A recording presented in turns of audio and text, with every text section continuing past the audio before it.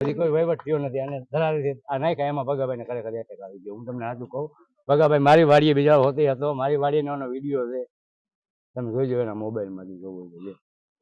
હવે તમારું શું આવે? કાંઈ આવે નહીં. આ થાંભલો તો થોડો નાનો હોય ફરી જાય, આ તો કઈ ફરી એમ નથી, એવા થાંભલા છે.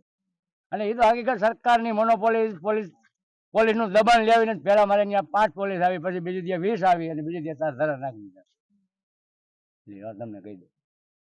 અને મારું કઈ આવે અમે તમે હળી કાઢીને તો પોલીસ વાળા અહીંયા ભગાભાઈનો વિડીયો હતી છે, ભાઈ ઓફ થઈ ગયા ને એનામાં મારો વિડીયો હતો. લ્યો જોઈજો એના મોબાઈલમાં તમને જોવું છે. ગુજરાતમાં ભાજપની સરકારે ખુલ્લેઆમ દાદાગીરી અને ગુંડાગીરી ચાલુ કરી છે. અને આ ગુંડાગીરી એવી છે કે ગમે ત્યારે ગમે ત્યાંથી ગમે તે લાઈનો નીકળે છે. કોઈ પૂછવાવાળું, કોઈ રોકવાવાળું, કોઈ કાયદો નિયમ કશું જ નથી. સરકારી માણસો, ભાજપની સરકાર અને કંપનીના માણસો, આ ત્રણેય લોકોએ મિલીભગત કરી ગેંગ બનાવી અને ગુજરાતના લગભગ 800 જેટલા ગામડાના ખેતરોને ચૂથી નાખવાનું કામ કર્યું છે. બધી સાઈડથી ખેડૂતોને જ કેમ માર પાડવામાં આવે છે?